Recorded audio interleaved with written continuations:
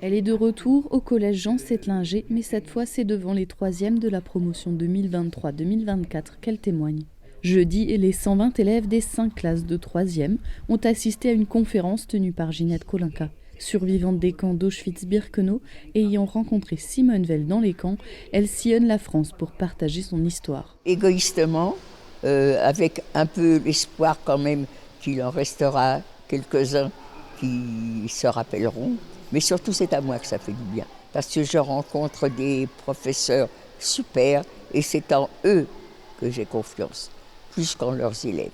Dans le gymnase du collège, les élèves étaient très attentifs à ces récits. On s'est senti dedans, on fermait les yeux, on arrivait à s'imaginer ce qui s'était passé tellement elle expliquait bien. On était très attristés pendant le témoignage, il n'y a personne qui a parlé. On était tous vraiment pris par ce qu'elle racontait. C'était une très belle expérience. Dans quelques années, on n'aura plus l'occasion de parler avec des gens qui ont vécu ce moment-là.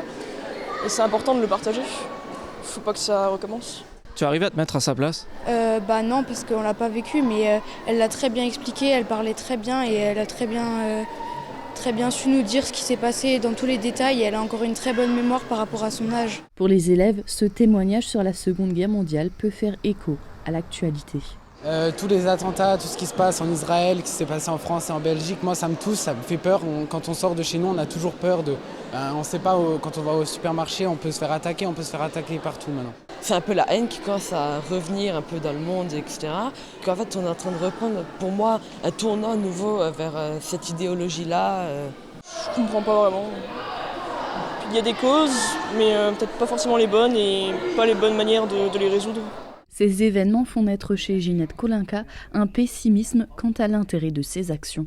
Elle a du mal à croire que de tels actes aient encore lieu aujourd'hui. Je ne suis pas tellement persuadée, surtout quand on voit ce qui se passe maintenant, que ça serve.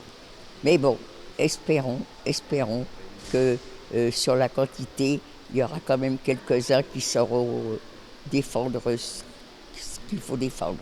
À la fin de cette conférence, de nombreux collégiens ont fait la queue pour avoir un autographe. Ginette Kolinka sera de retour dans le Beacherland en juin 2024 au collège de Beach.